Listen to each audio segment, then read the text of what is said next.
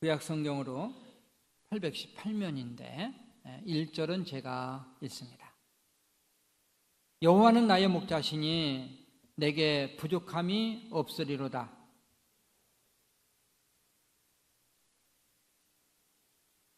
내 영혼을 소생시키시고 자기 이름을 위하여 의의 길로 인도하시는도다.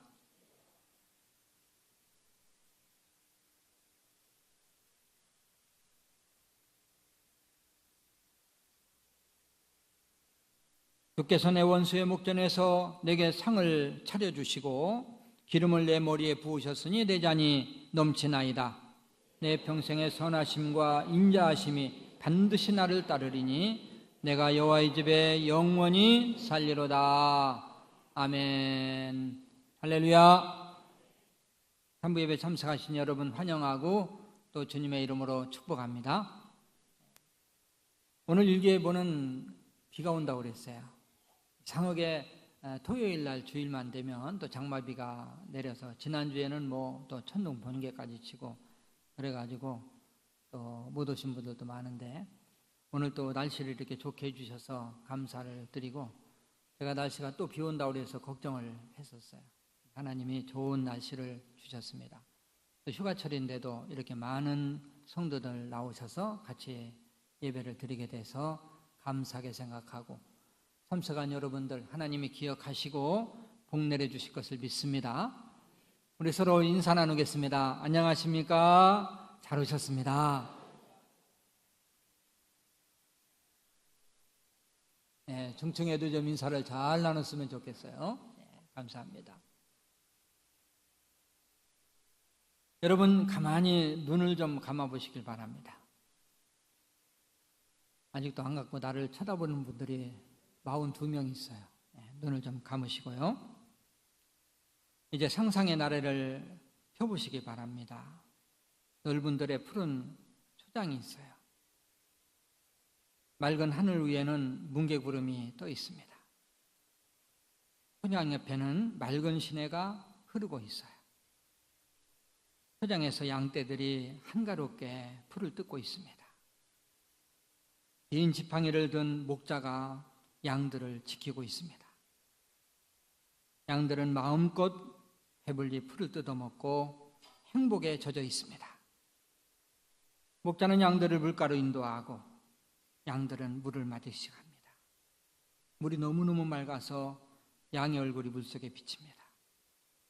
목자는 물을 마신 양들을 다시 초장으로 인도하지요. 초장에 돌아온 양들은 하나둘 푹신한 초장 위에 누워서 편히 쉬고 있습니다. 다시 장면을 바꿔볼까요? 광활한 초장이 있습니다. 하나님께서 큰 지팡이를 쫓고 계십니다. 앞으로는 맑은 시냇물이 흐르고 또 하늘에는 뭉게구름이 떠 있습니다. 여러분과 나는 무리를 지어서 포근한 잔디 위에 누워서 너무 평화롭고 행복한 모습으로 쉬고 있습니다.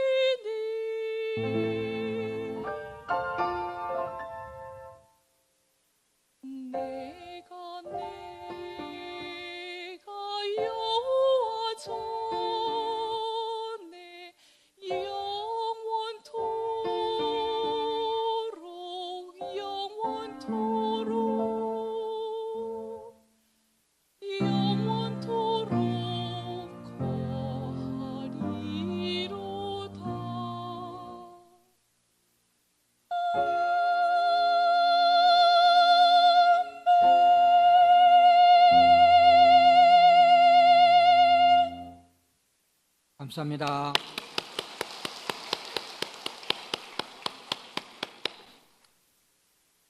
나는 코 골고 주무시는 분이 있을까 봐 굉장히 염려를 했는데 그래도 다 눈을 뜨셨습니다.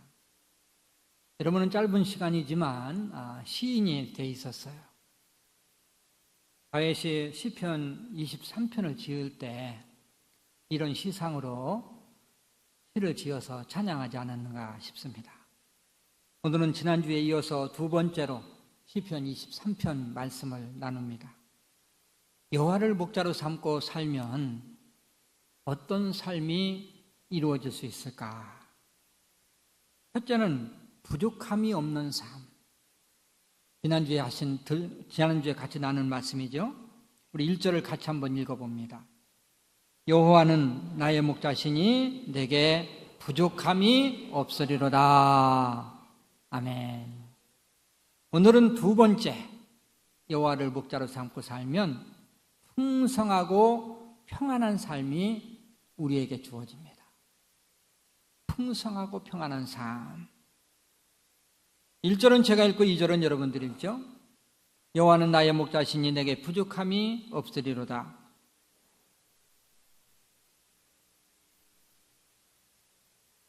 아멘. 목자로 일했던 필립 켈러라는 사람이 양의 성격에 대해서 이렇게 말했습니다. 양은 너무 겁이 많습니다. 그래서 푸른 초장에 편안하게 누워서 쉬려면 4가지 조건이 충족이 돼야만 편안하게 쉴 수 있습니다. 하나는 양을 놀라게 하는 것들이 주변에 하나도 없어야 됩니다. 또 한 가지는 양을 긴장시키는 것이 없어야 합니다. 양을 성가시게 하는 것도 없어야 됩니다. 특별히 양이 배불리 먹어야 편안하게 초장에서 쉴 수가 있습니다. 그러나 양들 스스로는 이 4가지 조건을 갖춘다는 것이 불가능합니다. 유대 땅은 메마른 광야가 많아요. 이 광야에는 사나운 짐승들이 먹이를 찾아서 득실거리고 있습니다. 저도 성지순례 갔다 오기 전에는 좀 잘못된 생각을 하고 있었어요. 이스라엘 땅, 젖과 꿀이 흐르는 땅. 그래, 물도 많고 기름지고 푸른 초장이 쫙 펼쳐져 있는 땅. 시편 23편에 나오는 그런 푸른 초장으로 덮여 있는 땅, 이렇게 생각했어요. 근데 성지순례를 갔을 때 좀 실망이 많이 됐습니다. 너무 메마르고 거친 땅이에요. 나무 한 그루, 풀 한 포기가 잘 자라지 못하는 땅. 1년 중에 약 8개월간 비가 한 방울도 안 오는 땅. 그렇기 때문에 거의 모든 식물이 자랄 수 없는 땅입니다. 그래서 산도 들도 모두가 대머리가 벗겨지듯 맨살을 드러내고 있어요. 그러면 본문에 나오는 푸른 초장과 쉴만한 물가는 무엇을 말하는가? 실제라기보다는 다윗이 체험한 하나님의 풍성한 은혜를 영적으로 노래한 거죠. 다윗은 목자기 때문에 그러한 환경, 푸른 초장 쉴만한 물가, 이러한 환경, 양을 몰고 가서 편하게 쉬게 할 수 있는 그러한 환경을 생각하면서 이 노래를 부른 것입니다. 다윗의 일생은 가나안의 거친 광야와 같았어요. 젊어서부터 사울 왕의 시기를 받아서 이 사울 왕이 다윗을 죽이려고 합니다. 다윗은 도망자로서 정처 없이 여기저기 다니면서 수많은 고통을 당하고 또 수많은 전쟁터를 누비며 생사의 고통을 당했어요. 특히 아들 압살롬이 반란을 일으켰을 때 아들에게 쫓겨다니면서 언제 죽을지 모르는 그러한 형편 가운데에서 너무너무 많은 고난을 체험했습니다. 그리고 압살롬이 아들이 죽었을 때 압살롬 하면서 울부짖던 그러한 아버지. 다윗은 수많은 고난을 당하면서 목자 되신 하나님의 풍성한 은혜를 깨닫게 돼요. 그리고 시편 23편 같은 위대한 작품을 내놓게 된 것입니다. 오늘은 2절 말씀을 통해서 은혜를 나눠봅니다. 그가 나를 푸른 풀밭에 누이시며 쉴만한 물가로 인도하시는도다. 다윗은 2절에서 하나님의 은혜를 세 가지를 찬양하고 있습니다. 첫째는 풍성한 삶을 주신 하나님. 어떤 삶을 주신 하나님? 풍성한 삶을 주신 하나님을 마음껏 찬양하고 있어요. 2절 말씀을 같이 한번 또 읽어봅니다. 그가 나를 푸른 풀밭에 누이시며 쉴만한 물가로 인도하시는도다. 아멘. 우리가 2절에 9절을 읽어보면 양들이 풍성한 삶이 우리 머릿속에 상상이 돼요. 배불리 먹고도 남을 만한 푸른 풀밭이 풍성하게 펼쳐집니다.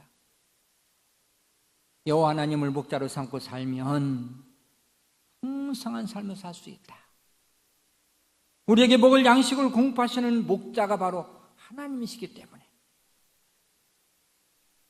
목자는 양을 절대 굶기지 않습니다. 하물며 하늘에 계신 하나님이 우리를 굶기실까요? 여러분, 삼성의 이건희 씨 아들이 양식이 없어서 굶어 죽어가고 있다는 소리 들어보셨습니까? 돈이 없어서 등록금을 못 낸다 소리 들어보셨습니까? 또 집이 없어서 세를 내고 산다는 소리를 들어보셨습니까? 아무리 이건희시라도 하나님에 비교하면 아무것도 아니죠. 큰 마트에 과자 봉지 하나 들은 것만도 못한 재산이에요. 하나님에 비하면 이건희 씨가 바로 그렇습니다. 우리는 하나님의 아들이며 그분의 양입니다. 그분이 어찌 하나님을 목자로 삼는 여러분과 나를 굶기실까요? 그분은 여러분들에게 풍성한 삶을 주시기를 기뻐하신다는 사실을 믿으시길 바랍니다. 할렐루야. 그러나 우리가 알아야 될 것이 있어요. 목자는요, 양이 하고 싶은 대로 그대로 놔두지는 않습니다. 풍성한 길로 인도하시되 하나님이 통제를 한다는 거예요. 양을 마음대로 놔두면요, 잘못된 걸 가다가 죽는 수가 있어요. 양은 참 미련한 동물입니다. 그래서 목자 없이는 하루라도 살 수 없는데, 또 통제가 없으면 스스로 살 수 없는데요, 먹는 것만 해도요, 양은 미련해서 먹을 것이 있으면 한없이 먹다가 죽는데요. 그런 경우도 있답니다. 그래서 양들이 더 먹으려고 해도 목자가 강제로 모는 거예요. 몰아서 되새김질하게 하고, 또 물가로 몰고, 그리고 거기서 또 물을 먹게 하고, 또 물 너무 많이 마시지 못하게 또 몰아서 포장해서 쉬게 만드는 역할을 목자가 하는 것입니다. 하나님께서는 우리에게 때때로 내가 가고 싶은 길이 아니지만 가게 할 때가 있어요. 내가 당하지 않아야 되는 일을 당할 때가 있어요. 그것은 하나님이 우리를 강제로 하나님이 원하신 길로 가게 하기 위한 하나님의 도치, 즉 하나님의 징계라는 사실을 알아야 됩니다. 우리가 잘못된 길로 갈 때는 하나님 우리에게 사인을 주세요. 어려운 고난을 주세요. 그래서 바른 길로 인도하기를 원하시는 분이 하나님이십니다. 양의 특성은요, 편한 것만 추구해요. 그리고 스스로는 앞으로 나가려고 안 해요. 우리들 역시 마찬가지입니다. 우리 스스로 알아서 순종하고 말씀에 따라서 앞으로 좀 나가고 이러면 얼마나 좋겠습니까? 얼마나 하나님이 사랑하시겠어요? 그런데요, 여기 있는 것이 좋사오니 그저 편안하려고 그러고, 이 사람의 습성은요, 달려가면은 걸어가고 싶고, 걸어가면 쓰고 싶고, 서면 앉고 싶고, 앉으면 눕고 싶고, 이게 인간이에요. 자꾸 편한 것만 추구합니다.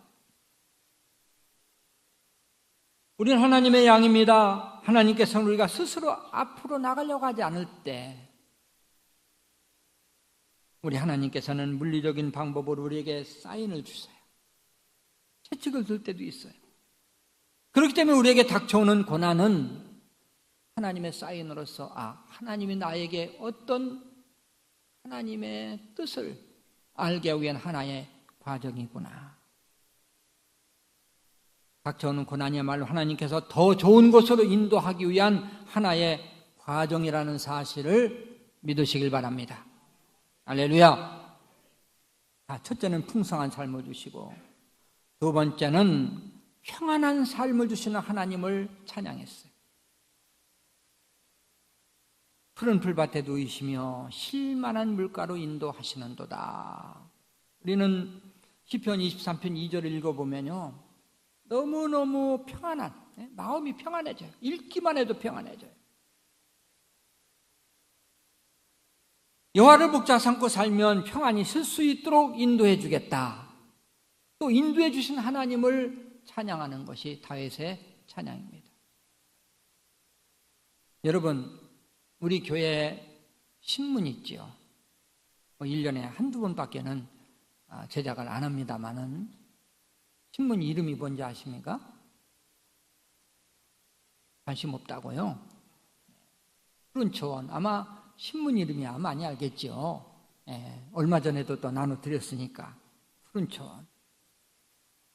바로 시편 23편 2절 말씀을 따온 이름이에요.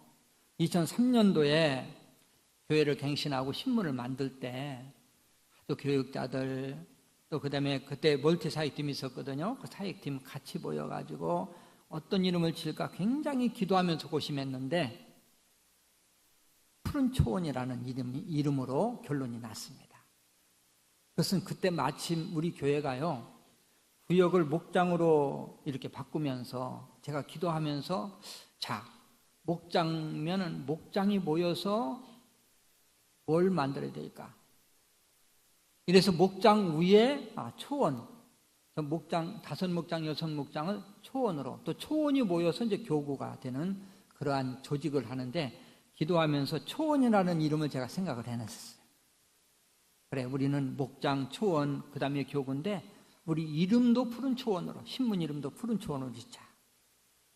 그리고 푸른 초원이면, 여호와는 나의 목자가 되시고 나의 그의 양이라는 그러한 이름만 들어도 평안함이 우리에게 있는 거예요.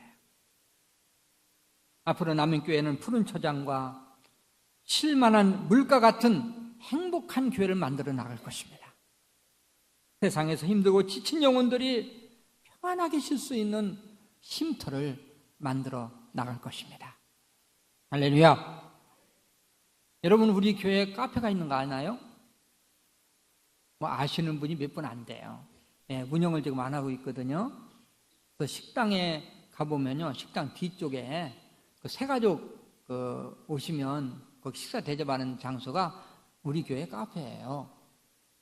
근데 처음에 이제 교회 입당하면서 카페를 1층에다 만들려고 그랬는데, 공간상의 문제로 지하 1층에 사자 이래가지고 거기에다가 했습니다.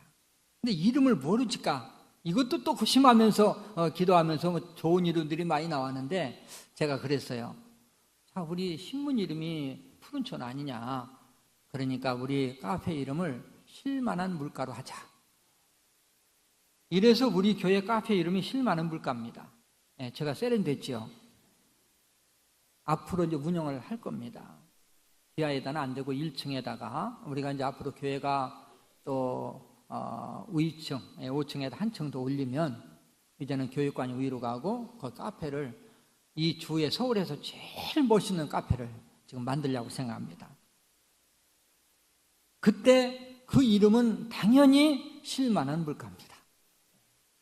지치고 힘든 그러한 영혼들이 이 카페에 와서 평안히 쉬라고 쉴만한 물가라는 이름을 진 거예요. 자, 우리는 시편 23편을 보면은 참 평안함. 그래서 바쁜 생활을 하고 있는 우리들이 더 마음에 와닿는지도 모르겠어요. 우리나라 속담에요. 바쁜 꿀벌은 근심할 사이가 없다. 이런 속담이 있어요. 바쁘게 살면 무슨 근심이야. 안 바빠서 그렇지. 열심히 일해봐 무슨 근심이 있어. 아주 미화시켜서 바쁘게 사는 것이 최상의 삶이라 이런 의미로 생각한 거죠. 그러나 저는 그 속담을 한번 깊이 생각해 봤어요. 그래, 바쁘게 살면 근심할 사이도 없어. 그러나 바쁘게 살면 생각할 시간도 없어. 생각도 없이 막 살아가는 거예요. 우리가 왜 살아야 되는지, 어떻게 살아야 되는지 그냥 모르고 바쁜 거예요. 세상에서 불쌍한 사람은요, 내가 왜 살아야 되는지, 왜 일해야 되는지 이거 모르고 사는 사람, 또 일하는 사람이에요. 꿀벌은 바쁘게 살지 몰라도 알을 낳는 여왕벌은 바쁘게 살지 않아요. 로얄 젤리를 먹으면서 몸보신을 하면서 알 낳을 준비를 하는 거죠. 우리는 꿀벌처럼 바쁘게 움직이면서 살 때가 있습니다. 그러나 동시에 여왕벌처럼 좀 여유롭게 푸른 초장, 쉴만한 물가도 좀 찾아서 열을 가지고 내 스스로를 생각하고 과거, 현재, 미래를 돌아보면서 좀 비전을 가질 수 있는 그러한 여유도 우리에게 필요한 거예요. 이 안소니도 멜로라는 사람이 시를 썼는데요. 현대생활의 비유라는 시입니다. 동물들이 함께 모여서 인간들이 너무 못 살게 군다고 막 원망을 해요. 소가 울먹이면서 말합니다. 인간들이요, 내 우유를 다 뺏어가요. 아주 나쁜 인간들. 암탉이 목청을 높여서 또 말합니다. 인간들이요, 내가 알을 낳으면 다 뺏어가요. 나쁜 인간들. 돼지가 또 울먹이면서 말합니다. 인간들이 내 살을 난두질해서 다 먹어버려요. 또 고래가 말합니다. 인간들이요, 나를 잡아서요, 나를 고기로 먹고 기름을 짜요. 불평이 계속되고 마침내 달팽이가 입을 열었어요. 나는 인간들이 바라고 있는 것을 가지고 있는데 날 외면하고 아주 필요 없다고 생각합니다. 근데 내가 가지고 있는 인간들이 가장 필요한 것은 시간과 여유입니다.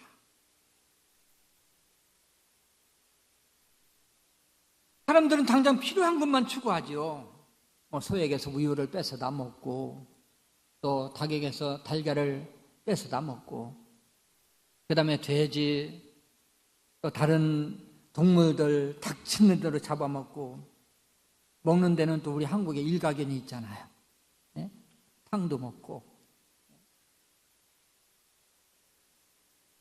그런데 달팽이는 아무 쓸모없는 생물이라고 외면해요.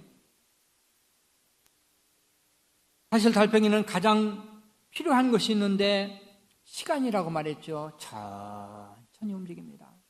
너무너무 천천히 여유롭게 움직여요. 이 달팽이에게서 그 남는 시간을 뺏어올 수 있는 사람, 뺏어다 내 것으로 만드는 사람, 이런 사람은 진짜 지혜로운 사람이죠. 우리는 지금까지 너무 바쁘게만 달려왔어요. 이제 좀 생각을, 여유를 가지고 좀 생각하면서 살아야 돼요. 그러면 여러분이 이렇게 말할 거예요. 목사님, 누구는 바쁘게 살고 싶어서 사나요? 먹고 살라니까 할 수 없어요. 목구멍이 포도청이라고. 내가 바쁘게 안 살면 우리 식구들, 딸린 가족들이 다 굶어 죽는데요. 맞는 말입니다. 우리 크리스찬들은요, 내가 하는 일에 철저히 해야 되고 어디 가서든지 성실하게 일을 해야 돼요. 그러나 일보다 더 중요한 것이 있어요. 왜 내가 살아야 되는지, 왜 내가 일을 해야 되는지, 이것을 분명히 알고 우리가 해야 된다는 거죠. 자, 이러한 문제를 확실히 해결하면 바쁘게 일하면서도 평안하게 살 수 있어요. 육신의 쉼보다는 더 중요한 것이 영혼의 쉼입니다. 우리가 육신적으로 아무리 바쁘고 힘들어도요, 우리 영혼이 평안해야 돼요. 영혼이 쉼을 얻어야 돼요. 이게 바로 푸른 초장에 누이시며 쉴만한 물가로 인도하는 우리의 영혼에 참 평안이 있는 것입니다. 지금 확신제자학교 44기를 공부하고 있는 중인데요. 확신제자학교는 6주간 공부하지만 너무 많은 것을 배우지요. 6주 동안에 2번의 이제 간증문을 제출하는데, 한 번은 내가 구원받았다는 구원의 확신에 대한 간증, 그 다음에 하나는 또 확신제자학교를 하면서 또 내가 느꼈던 소감문을 이제 제출을 합니다. 근데 간증문을 보면 거의 모든 분들이 이번 확신제자학교를 통해서 제가 구원의 확신을 얻었습니다. 내가 다른 교회에서도 구원에 대해서 알고 있었지만 이 확신제자학교를 가면서 더 확실히 내가 붙잡게 됐습니다. 거듭남의 비밀을 깨닫게 됐습니다. 믿음의 본질을 알게 됐습니다. 성경 구절을 암송하면서 은혜를 받았습니다.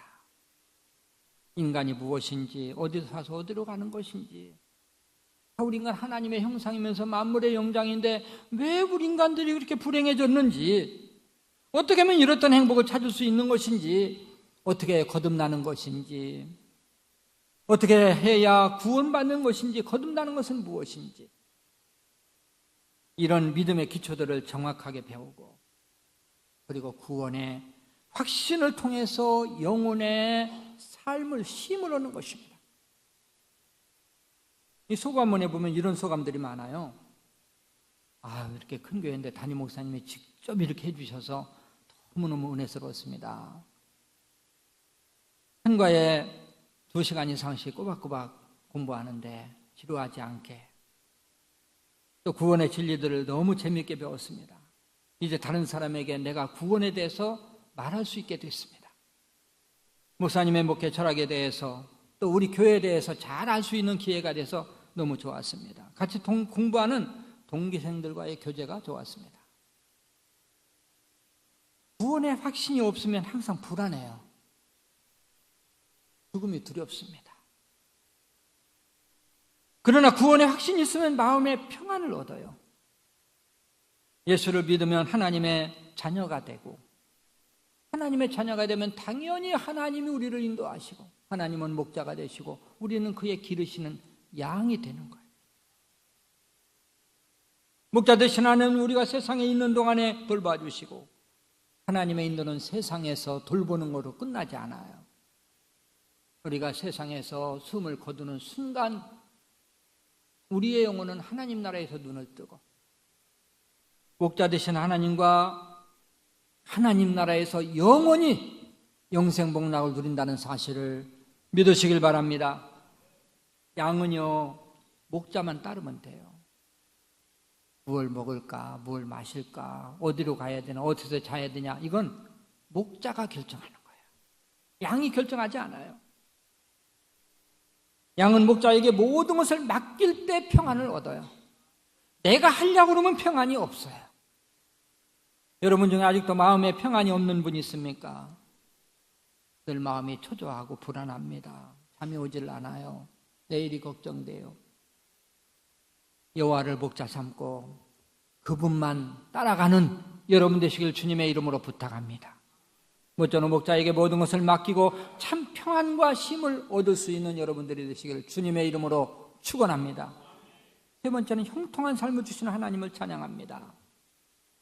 푸른 불밭에 누이시며 쉴만한 물가로 인도하신다. 이것은 형통한 삶을 말해요. 목자는 언제나 양을 걱정하고, 양이 마음속에 있어요. 양을 어떻게 하면 잘 먹일까, 어떻게 하면 좋은 물을 마시게 할까? 어떻게 하면 안전하게 보호할까? 가에서는 일생 동안 한 마리의 양이에요.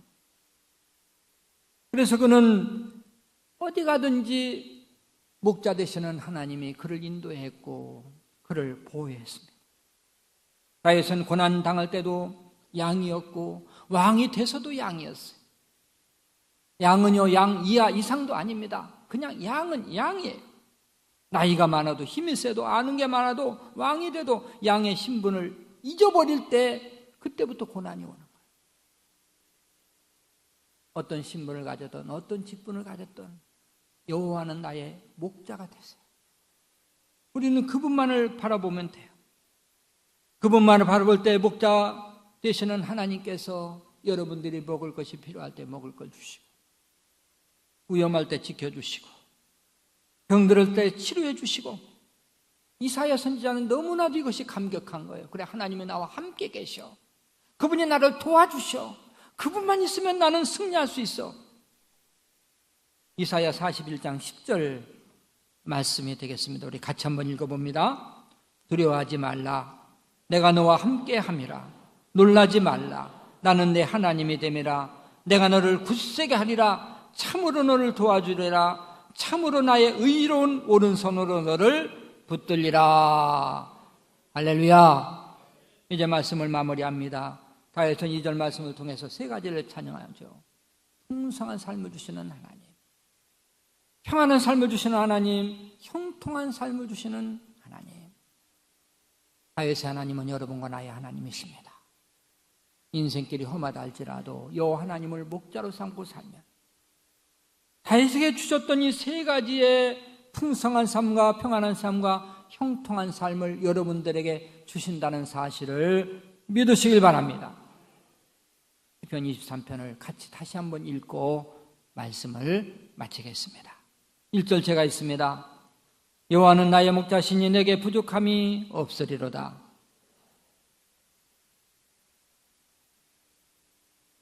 내 영혼을 소생시키시고 자기 이름을 위하여 의의 길로 인도하시는도다.